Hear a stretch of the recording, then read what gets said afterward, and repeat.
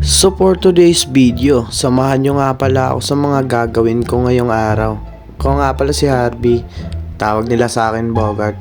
Ngayon magtatagalog muna ako. Bago ako umalis, isa-charge ko muna yung patinete ko. Kasi ginagamit ko to palagi tuwing naglilibot ako dito sa Barcelona. At ayan na nga guys, na-charge ko na yung patinete ko. Kasi gagamitin ko itong mamaya papuntang basketball court. At papatayin ko muna para mabilis yung pag-charge niya. At dito nga pala, palabas na ako papuntang grocery. Ito nga pala yung dala ko, mga basura. Kasi tatapon ko to sa labas. Ito nga pala yung basurahan dito guys, sobrang laki. At ganito pala magtapon, apakan mo lang, bubukas na yan, tapos itatapon mo yung mga basura mo. Ito pala yung mga basura ko guys, galing to online kahapon. At nandito na nga pala ako sa Mercadona. Ito nga pala yung pangalan ng grocery nila. Pagpasok ko, kumuha ako agad ng pushcart para di ako mahirapan sa mga bibilihin ko. At dito nga pala, hinahanap ko yung juice na pinya kasi paborito ko yun. Tapos dali-dali ako kumuha ng 4 na piraso. Hindi naman pala natin pangarap talaga mag-ibang bansa. Gusto lang natin ibigay yung pangarap natin para sa ating pamilya. Yun. Siyempre, ketchup, masarap yan pag may fried chicken, di ba? Asin, importante din to. Lalo na pag nagluluto tayo. Tuna, importante din to. Kasi pag walang ulam, ito lang kinukuha ko. Siyempre, yung vitamins natin. Di ba? San Miguel beer. Masarap pag may beer. At para sa mga kasama ko sila tita, Clara.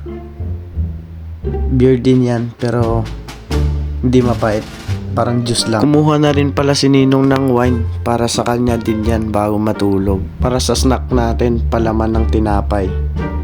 Ewan ko kung anong kinuha ko.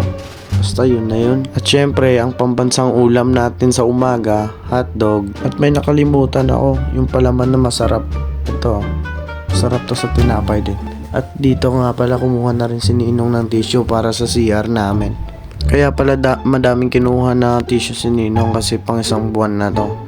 Anto karami yung kinukuha namin na tissue. At ito, ginagamit namin to pag kumakain kami, yung malaking tissue. Kumuha rin din pala ako ng sili para sa masarap na pagkain. Kumuha pala si tita ng giniling. Tapos si Ninong kumuha rin ng manok na may breeding ata yun. Ganito pala yung toothpaste nila dito guys. Herbal yung pangalan. Body wash, 2 peraso. Shampoo, 2 peraso. Ganito pala yung shampoo nila dito. Organic. Dishwashing liquid, 2 piraso. Kasi paubos na yung panghugas namin na sabon. At dito tinulungan ko na si Ninong kumuha ng sabon na panglaba. Ganito pala yung sabon nila dito. Di pareha sa atin. Tapos mura lang. Tapos kumuha na rin pala si Ninong ng Downy para fresh yung bagong laba. Trash bag din pala. Importante din to para sa mga basura. Kumuha na rin pala si tita ng cupcakes pang merienda namin. Kasi masarap yan. Tapos itlog din, pambansang ulam namin. Araw-araw itlog. Kumuha na rin pala ako ng sliced bread, 3 peraso. Para marami. At syempre, dito sa Barcelona guys, summer ngayon, sinabi ako si tita na sobrang init. Kaya kunwari ako naghahanap ng ice cream. Sabi niya kumuha daw ako. Syempre, naghahanap ako ng masarap. Yung nakita ko nga pala yung triple chocolate. Sobrang sarap na ito. Ito yung isa sa mga paborito ko na ice cream dito. At dali-dali ko na nga kinuha guys. Nilagay ko na sa cart ko. Ito na nga pala lahat ng mga binili namin, pero kulang pa to. Kumuha din pala si Ninong ng saging. Syempre, para masustansya. At ako kumuha na rin pala ako ng pang shave. Mura lang pang shave dito guys, 1 euro lang, katumbas ng 63 pesos. Tapos sobrang dami na.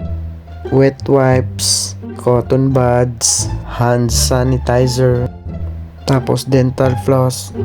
Kumuha na rin pala ako ng pangulam.